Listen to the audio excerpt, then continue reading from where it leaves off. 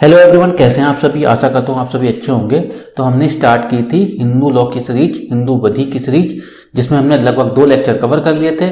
आज के इस वीडियो में कवर करने वाले हैं हिंदू विधि के स्रोत, sources of Hindu law. And ये सेमेस्टर एग्जाम का काफ़ी इंपॉर्टेंट क्वेश्चन है, कई बार एग्जाम में पूछा जाता है। एंड अगर आपको इसका PDF चाहिए तो हमारा टेलीग्राम चैनल ज्वाइन कर सकते हैं, लिंक आपको डिस्क्रिप्शन बॉक्स में मिल जाएगा। तो चलिए बिना किसी देरी के शुरू करते हैं। तो आज का हमारा टॉपिक है हिंदू विधि के स्रोत क्या होता है, सोर्सेस ऑफ हिंदू लॉ क्या होता है। तो सबसे पहले तो हमें ये पता होना चाहिए ये स्रोत का मतलब क्या होता है।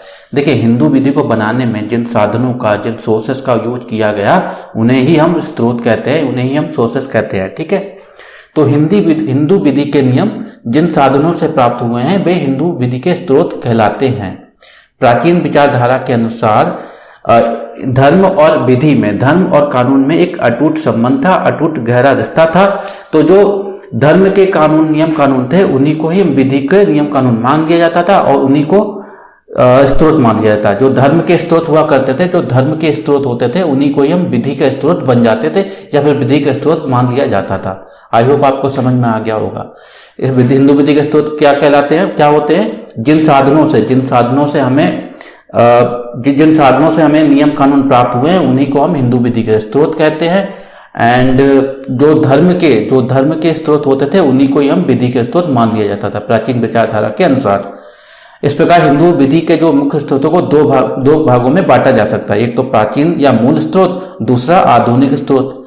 तो जो प्राचीन स्रोत, मूल स्रोत है, उनको फर्दर कैटेगराइज किया गया है। पहला है श्रुति, दूसरा स्मृति, तीसरा टीका और निबंध, और चौथा है प्रथाएं। एंड उसी प्रकार से आधुनिक स्रोत को भी बांटा गया है, जैसे साम्य, न्याय और सद्विवेक। सेकंड है न्यायिक निर्णय, और थर्ड वन इज विधायक। तो सबको हम 1 बाय 1 समझेंगे डिटेल में। तो चलिए समझते हैं डिटेल में। तो सबसे पहले शुरू करेंगे यहाँ से हम प्राचीन या मूल स्रोत से। देखिए, प्राचीन या मूल स्रोत क्या होते हैं, इसके अंतर्गत निम्नलिखित स्रोत आते हैं। सबसे पहला श्रुति। तो सबसे पहले श्रुति को समझने वाले हैं। श्रुति क्या है? देखिए, श्रुति का शाब्दिक अर्थ होता है जो कुछ सुना गया। तो श्रुति को वेद भी कहते हैं। ठीक है। तो हिंदुओं का ऐसा मानना था, ठीक है, हिंदुओं का ऐसा मानना था कि ईश्वर और ऋषि मुनियों का सीधा संपर्क है। तो ईश्वर की वाणी को उन्होंने जैसा सुना वैसा ही हमें वेद में दे दिया। ठीक है। जैसा उन्होंने ईश्वर की वाणी को सुना वैसा ही हमें वेद में दे दिया। जैसा कि हम जानते हैं, वेद हमारे 4 प्रकार के वेद होते हैं, जैसे ऋग्वेद होते हैं, यजुर्वेद होते हैं, सामवेद होते हैं, अथर्ववेद होते हैं।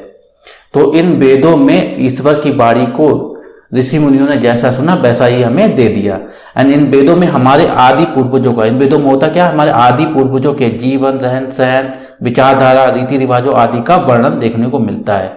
तो आई होप आपको श्रुति समझ में आ गया होगा। नेक्स्ट हम समझेंगे स्मृति क्या होता है। स्मृति को समझते हैं।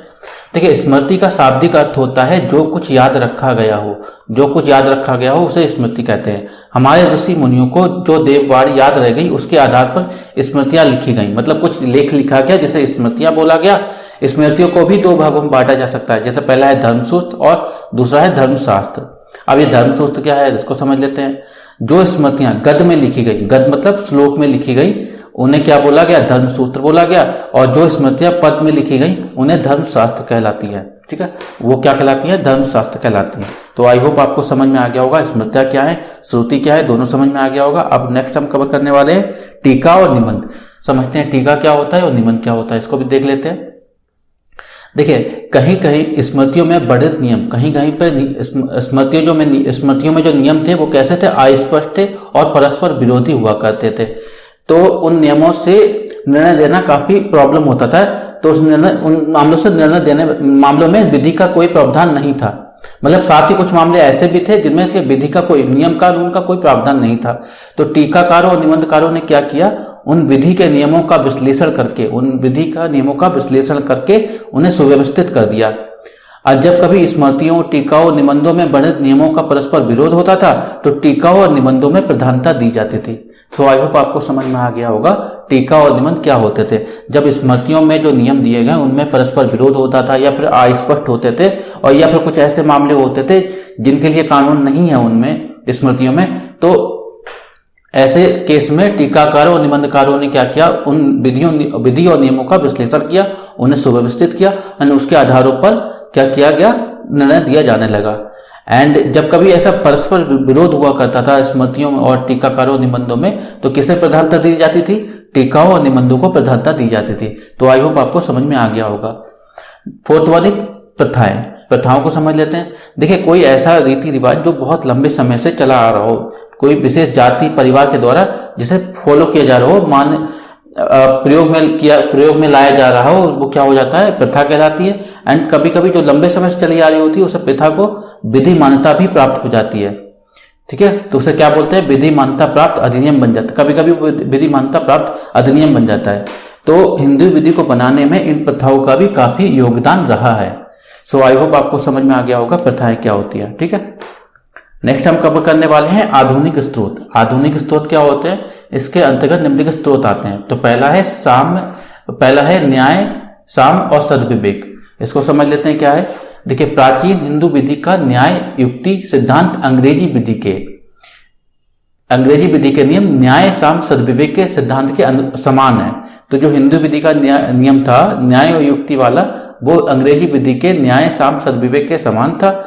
तो यदि कोई ऐसा निर्णय धार्मिक ग्रंथों के अनुसार देना उचित नहीं है जो युक्ति युक्त ना हो या जिससे न्याय का हनन होता हो, मतलब ऐसे मामले जिनको निर्णय देने में धार्मिक ग्रंथों के अनुसार दिया जाता था और जिससे जो कि युक्ति युक्त ना था और जिस निर्णय देने पर जिसका न्याय का हनन होता था, तो ऐसे मामलों को, ऐसे निर्णय को अंग्रेजों को समझने में काफी प्रॉब्लम होती। तो अंग्रेजों ने क्या किया, अपने अंग्रेजी विधि के नियम साम, न्याय, सद्विवेक के अनुसार निर्णय देना शुरू कर दिया था। तो ये भी एक हिस्सा बन जाता है ये भी एक क्या बन जाता है, स्त्रोत बन गया। और इसके आधार पर भी हिंदू विधि को बनाने में इसका भी काफी योगदान लिया गया। तो आई होप आपको समझ में आ गया होगा कि क्या है साम, न्याय, सद्विवेक। ठीक है, नेक्स्ट है न्यायिक निर्णय। न्यायिक निर्णय क्या होता है, इसे कहते हैं जुडिशियल जजमेंट। तो कभी कभी न्यायाधीश विधि को लागू करते समय ऐसे नए सिद्धांतों को प्रतिपादित करते हैं जो विधि के क्षेत्र में बहुत महत्वपूर्ण भूमिका निभाते हैं। इसका बेस्ट एग्जांपल बताता हूं मैं। देखिए, आपने नोटिस किया होगा कभी कभी सुप्रीम कोर्ट जो जजमेंट देता है, उस जजमेंट का जो लोअर कोर्ट्स होती हैं, जैसे कि डिस्ट्रिक्ट कोर्ट हो गई या फिर हाई कोर्ट होता है, उन जजमेंट का यूज करके निर्णय देते हैं। ठीक है, जजमेंट देते हैं, तो उसी को कहा जाता है न्यायिक निर्णय। ठीक है, तो आई होप आपको समझ में आ गया होगा कि न्यायिक निर्णय क्या है। एंड आज का हमारा लास्ट है विधायन। विधायन समझ लेते हैं, मतलब लेजिस्लेशन क्या होता है। देखिए, जो विधानमंडल जिन नियमों को बनाता है, जिन अधिनियमों को बनाता है, उसे हम कहते हैं विधायन। ठीक है, विधायन मतलब अधिनियम बनाए, उसी को हम बोला जाता है विधायन है। ठीक है, वो तो आधुनिक काल में किसी विधि के स्त्रोतों में अधिनियमों का महत्वपूर्ण स्थान है।